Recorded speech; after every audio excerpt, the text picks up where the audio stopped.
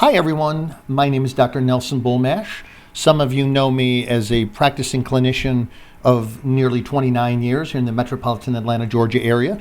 Others of you may know me by the show that I have on called Health Matters with Dr. Nelson Bulmash with the UI Media Network.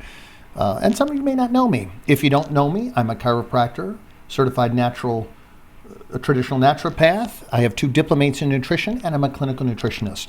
And today I want to explore a very fascinating topic with you that very few people, if any people that I'm aware of, have ever spoken about. I know we're going through a pandemic phase right now, and everybody's up in arms about what do we do about this issue. Well, I'm not really permitted to talk specifically about the coronavirus, but I'm going to let you draw from what you will from the presentation that I make, and you may make your own deductions based on what I have to tell you. I think you're going to find this topic very interesting. I'm going to speak today about the infection dynamics of viruses, and I hope you find this rewarding. I hope that this impacts you clinically. I am not a virologist, an epidemiologist, or microbiologist. That would be my father. My father was very well known as a microbiologist. He was the first person in the world to make certain discoveries, and I grew up with the incredible man as my father lecturing to me and me getting into actually hear him lecture to doctors and med tech students, which was fascinating. He was an amazing man and a phenomenal doctor and teacher. So I got to hear subjects like this as a little kid throughout my life. Unfortunately, he died some years ago, and now all I have are my memories of him, but he inspired me tremendously. And I'm going to share some of what he taught me and what I have learned on my own, because we are at a turning point in our lives, in our practices, and in history. And you need to have some understanding about how viruses work. So I'm going to speak to you in a way that's more clinically relevant than immunologically or from a biochemistry perspective.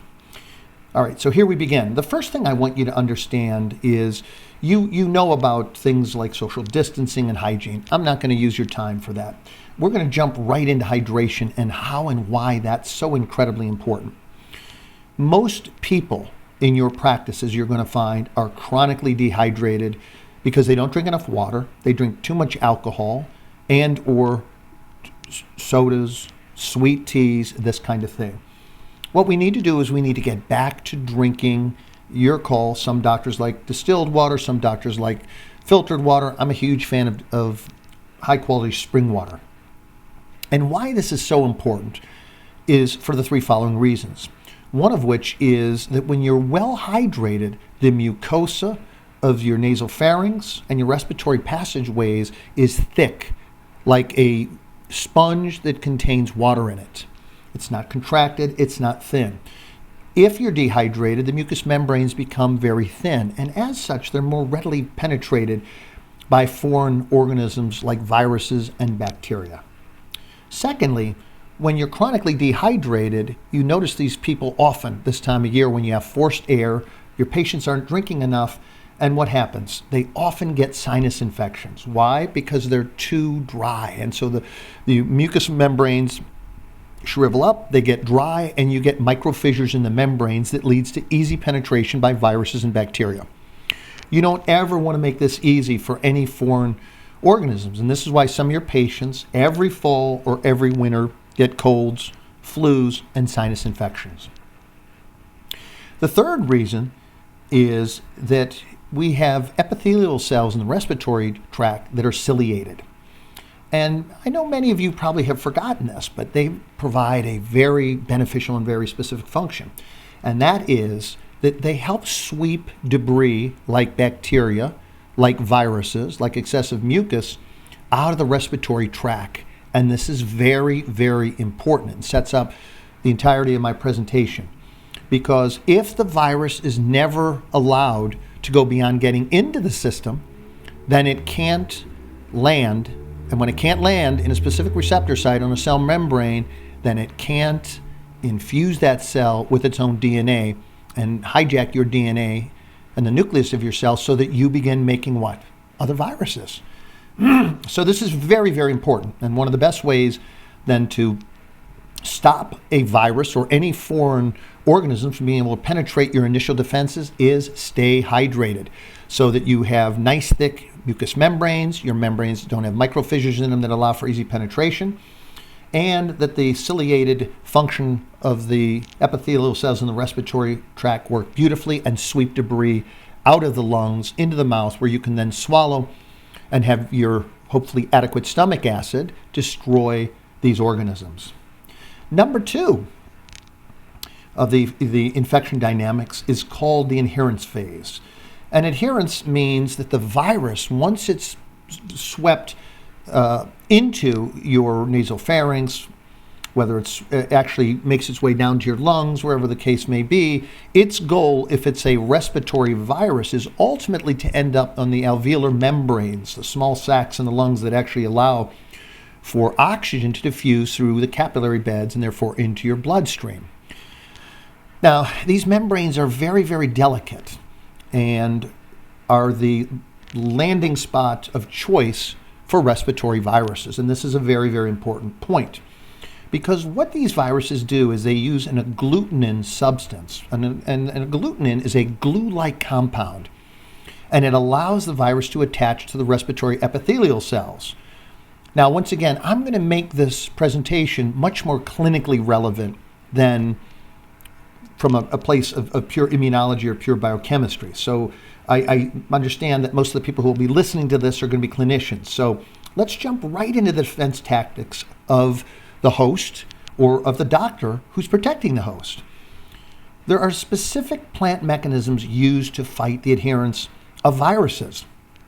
Skullcap, Chinese skullcap specifically, and ginger are what are called hemagglutinin inhibitors. So the viruses produce a specific type of agglutinin called hemagglutinin. And this glue-like substance allows the viruses to attach. It's like Gorilla Glue for the virus to attach to the membranes of very specific receptor sites in your cell membranes. So very important clinical strategy here. First strategy, of course, is not to allow the virus to adhere. But if it does adhere, let's say the person's chronically dehydrated and it can't adhere effectively, then what do we want to do? Well, you want to use things like Chinese skullcap and ginger. Now, you're going to notice these two coming up repetitively in my presentation.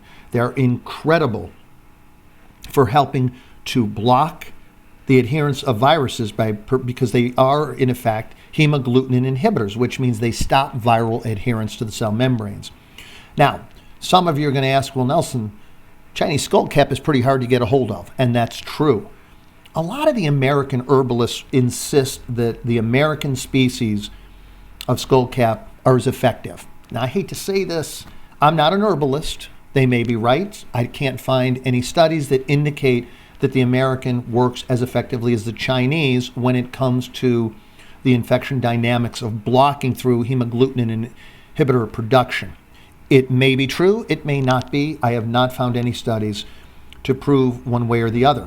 I will tell you this, that Chinese skullcap is used with the root only in the United States. They tend to use more the leaves of the skullcap species. Once again, I haven't found, if anybody knows this information, I'd love it very much if you could send it to me. I don't know if the components of the leaf in the American forms is as strong as the root in the Chinese skullcap. That's something that the jury's out because I haven't seen any research information presented thus far. But know that it is possible to get the Chinese skullcap. It is absolutely possible to get ginger. And with the ginger, what you can do is you can get real ginger from a store like Whole Foods or a market. You can either grind it up or you can simply cut it up into small pieces, boil it down, and use it as a tea or use it as an infusion. Very effective in stopping that second phase. First phase is penetration into the body or being taken into the body through breath or droplet formation from somebody coughing, sneezing, or speaking to you at close proximity. And then, of course, you can also shake somebody's hand where they've coughed in their hand, and then you contaminate yourself by putting your finger in your eye, your nose, or your mouth. So this is why these personal hygiene issues are so critical. All right, so let's talk about the next step. Let's say that the person maybe was dehydrated. Let's say for some reason the ciliated action did not sweep the viruses out of the respiratory tract. The viruses were allowed to produce hemagglutinin, and they did therefore adhere to your respiratory membranes, particularly of the alveolar sac membranes. What do you do next? Well, the objective of the virus is that it has to find a way to penetrate the cell membranes so that it can then find a way into the cell so that the nucleus of the cell will then make what? Other viruses. Excellent. So the virus in its greatest form has the ability to produce an enzyme called neuraminidase, also called sialidase, because it breaks the sialic acid linkages on the cell membranes. This is very, very important because what it does in doing so is it allows the membrane to become softened. It allows the skeletal system within the cell to become very bendable so that it can move out of the way and allow for the virus to enter the cell. Once it enters the cell, the virus causes the cell to produce a vacuole, which is an organelle that allows a couple things to happen. One, once the virus has actually penetrated the membrane, it's free from immune cells that would destroy it if it were not contained within a cell. Now, many of you might be thinking, okay, Nelson, that makes sense, but there are also antimicrobial components within the cell. That's exactly right, and that's why the virus, as one of its strategies to survive in the cell, creates a vacuole that is then recognized as a normal component in the cytoplasm, so it's not destroyed by these antimicrobial components. Then something very interesting happens. And before I go there, I want to share a little something interesting. Tamiflu is a drug that many of you have heard of, although you may not actually understand its action and how it stops the flu. What it does is it actually stops the formation of this enzyme called neuraminidase.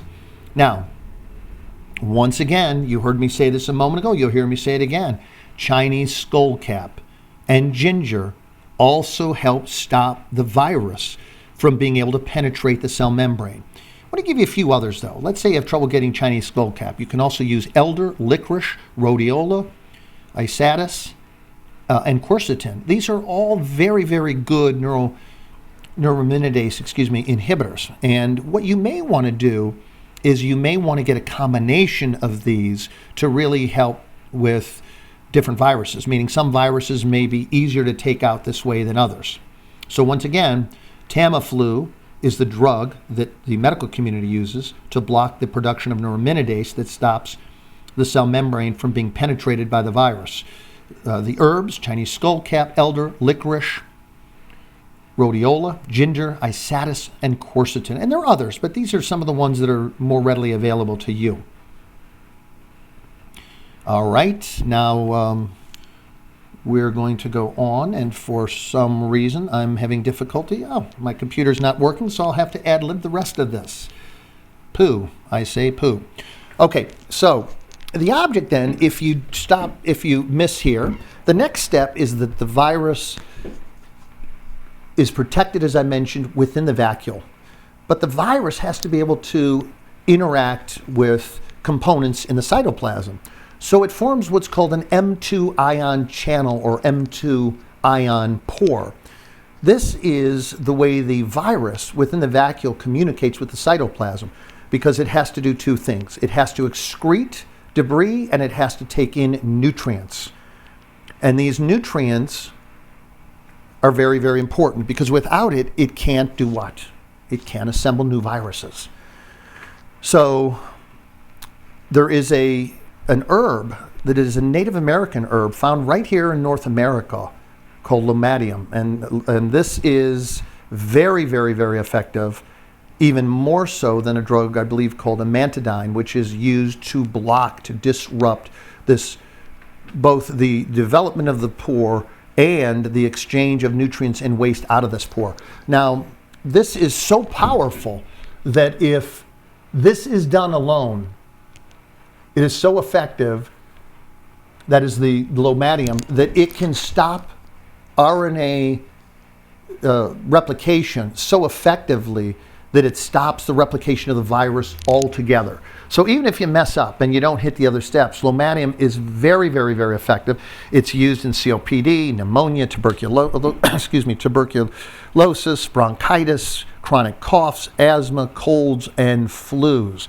It would be a big hitter right now. Some people even use it for bladder and urinary tract infections. It's also very, very powerful as an anti-inflammatory, but it is stronger than the quote-unquote equivalent pharmaceutical drug that many farmers use. And the problem with this is that farmers are using so much that it no longer is as effective as it once was. So once again, Lomatium is very, very effective as an herb that you can get. The Native Americans used it a great deal.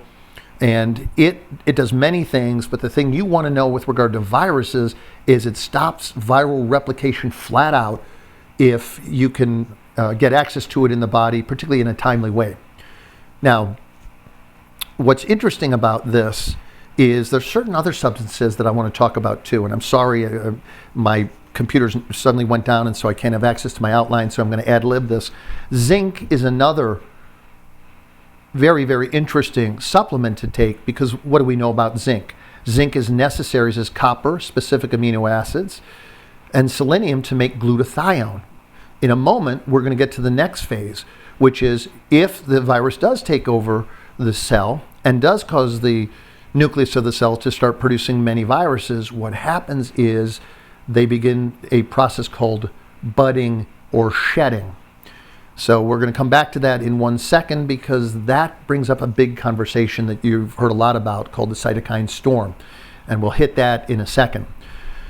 But once again, Lomatium, very, very effective in blocking the M2 ion channel and stopping the exchange of nutrients and the removal of waste from the vacuole of the cell, stopping cold dead the ability of viral replication. Because the next step is that the virus actually disassembles itself in the vacuole so it can go out of that small pore, then reassembles itself, gets into the nucleus of the cell, hijacks your DNA there, and causes your cell to become a manufacturing plant of what?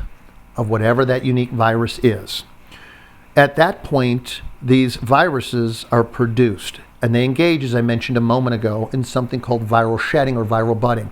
This is very, very important, because many of you have heard of the cytokine storm that's so infamous in our world right now. I know many of you have heard of this with people going on respirators and dying. So I want to talk a little bit about that for the next couple minutes. When this happens, when you get this viral shedding or viral budding, what happens is you get a rupture of the cell membrane of, for example, if it's a respiratory virus, of the alveolar cells and the alveolar membranes. And so as this happens, suddenly now you get an explosion of new viruses. Now, what are they going to do? They're going to repeat the same process. But what happens is suddenly you have this cytokine storm that's started by your immune system, because your immune system suddenly says, oh my God, where do these ninjas come from? And it's got to figure out a way to handle them. So it creates a massive immune response that results in huge destruction. And a number of things happen. One of which is if they put you on a ventilator, then you're doing what? Then you're under pressure from the ventilation, because with the current, I'm just going to say situation, you're ineffectively oxygenating, and so they tend to use too much pressure and too much oxygen. By the way, with little improvement in most cases. You hear that approximately 80% of people these days being put on ventilators die. Well, there's a reason for that. Because the increased oxygen becomes what? It becomes a free radical. How do you neutralize that? Well, I'll tell you what I would do. I would either use a glutathione IV, I'd use a vitamin C IV, or let me shout out to Numedica, who produces 3 incredible products. One is a liposomal glutathione, one is a liposomal curcumin, and the other is a liposomal vitamin C. These are incredible, folks. I've had harsh reactions to mold and to chemicals, and within 20 to 30 minutes, taking these 3 have been stopped sneezing, coughing, and has eliminated my asthma attack in less than 30 minutes.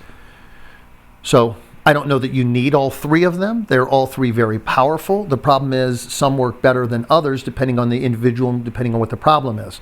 Huge fan, you can't go wrong with glutathione. And I have people that have had such bad cytokine storms that I have put them on 4 to 8 teaspoons a day, broken up throughout the day, to help them manage the cytokine storm. Now, here's what's so fantastic about this. The cytokine storm, these are immune regulatory molecules that cause what? Well, they end up causing not only destruction of the viruses, but the cells themselves. And so what happens to people is they die of organ failure. They end up with their lungs and their heart shutting down. You can't oxygenate anymore, you die. So the challenge is to slow down the cytokine storm so the body can attack the viruses but not destroy the host in the process. These are highly, highly effective. As I mentioned, zinc is highly effective. Now, zinc is independent. Not only do I say that because it's very, very effective in helping to make glutathione, but it's also very effective because it actually helps stop viral replication. And I could go on and on about the properties of this, but I want to keep this as simple as possible. Now, I want to talk about some other things. There are some interesting studies done. The military did a very interesting study on silver. I am only going to say this. I'm not going to give specific references as to how I've used this and for what I've used it. No, I'm not. I promised myself I was not going to get myself in trouble. I'm just going to say that you may consider, and I'll say for yourselves. I'll say this for yourselves. Your decision. One of the things that I have found very effective is taking Argentyn 23 hydrosol silver. That's a nanized silver. When I treat myself with this, if I'm ill with a respiratory viral infection, it's quite interesting. I add 1 ounce of this silver to a gallon of water. I use a Vicks humidifier, and I breathe this in if I'm really sick 24/7. If I'm not too sick, then I use it on my nightstand next to my bed, and I breathe in this nanized silver vapor all night long. Why do we do this? Well, one of the easiest explanations I can give you is simply this, that silver is known to do what? To destroy the capsid of viruses. So you can use this to treat yourself as a consideration. I'll let you draw any other inferences that you shall, but you'll find out very quickly in many cases it is highly effective in having you get over these viral respiratory issues. Now, I know that there's some really great studies, particularly with colostrum and the PRP peptides, and helping with influenzas. I don't know how effective they are for respiratory issues, but I do know this. Where do viruses often go once they've infected the lungs? Well, they can go to the brain, they can go to the digestive tract, they can go to the nervous system and other parts of the body. So we know that colostrum is very effective for many ways. One, it has specific immunoglobulins. It also has lactoferrin, which are very lethal against pathogenic organisms. So that's something you might want to try. Once again, Numedica is fabulous. They have an amazing product. And certainly certain probiotics are very, very effective. I'm a huge fan of HLC Intensive by Pharmax and Megaspore probiotic. These are very, very powerful. They've had a huge amount of research done on both of those products. They're very, very good at helping to keep the microbiome of the intestinal tract sound. I have found in many cases that when people have upset GI systems, that you can use this if it's caused by a microbiome imbalance like bacterial overload or a viral issue, that this would be a wonderful thing to pursue. Hopefully this gives you some insights.